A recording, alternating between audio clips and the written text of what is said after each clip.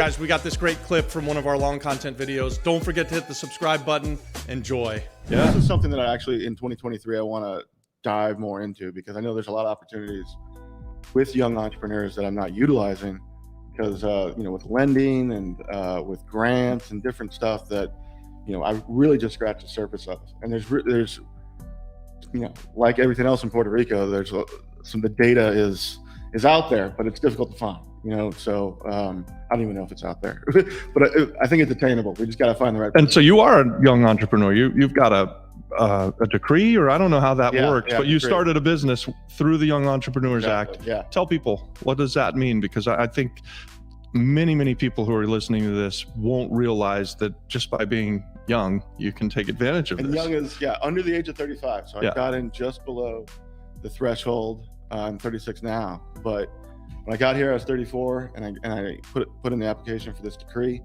If you build a business or you bring a business over here, you're under 35, you can essentially get 100% of your first $500K that you make 100% tax-free. How long do you have to make $500,000? 5 years. You have 5 years to make, so $100,000 a year tax-free. Tax-free. And it could be $500,000 in year one tax-free. Exactly. But once you make that, then what happens? Then you have to pay regular full fare? Yeah, I believe so.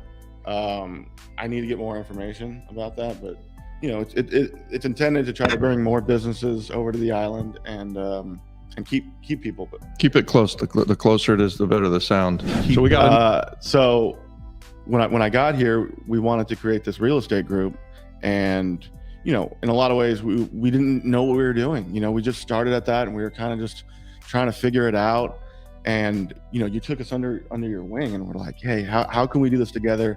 I love what you guys are doing. How can I help? And it was so confidence building, because there is whenever you're doing any kind of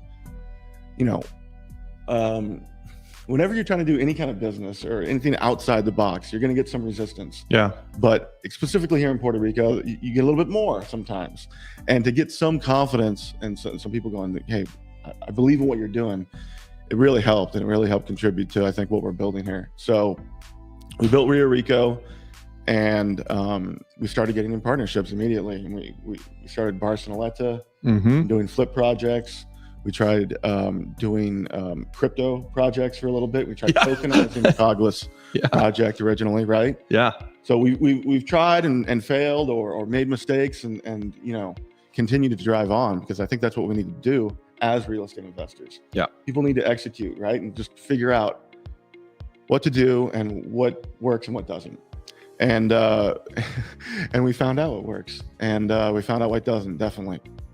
But from Barceloneta, we went to... say about the Barceloneta deal. So the Barceloneta deal was a house that we bought at an auction. PR consultants had it.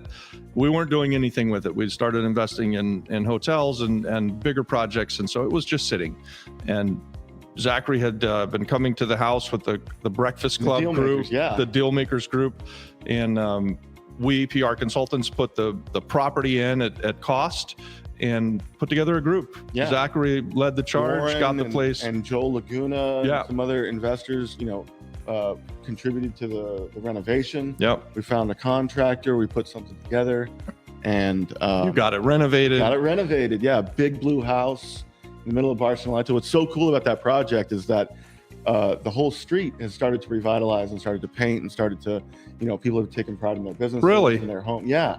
And I feel like that's what really gets and makes me feel like having some purpose here in Puerto Rico, and contributing to the community, and even if it, paint and things like that.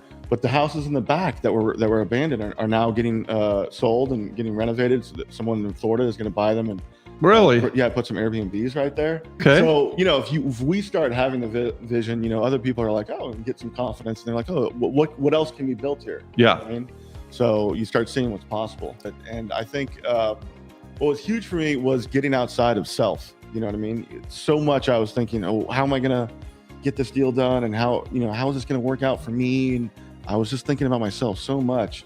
Yeah, and we're there literally just trying to give everything we can to everyone. Day after day, we're meeting a new group, trying to bless them. Yeah. And so I remember you're trying to work on Airbnb stuff that's going on back home, and you're having these struggles. Crazy stuff happening. But Hey guys, thanks for watching that. Subscribe to our channel, watch this next, and then also check out the pinned content for more great content, guys. God bless.